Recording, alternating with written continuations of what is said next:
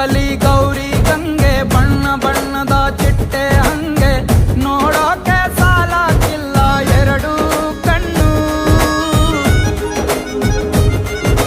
ಗಂಡು ಹೈಕಳು ಬೆಪ್ಪಾಗವ್ರೆ, ಬೆರಗು ಕಣ್ಣಲ್ಲಿ ನೋಡ್ತಾ ಅವ್ರೆ, ದಾವಣಿಲೆ ಬೀಸುತ್ತಾರೆ ಹೆಣ್ಣೈಕಳು.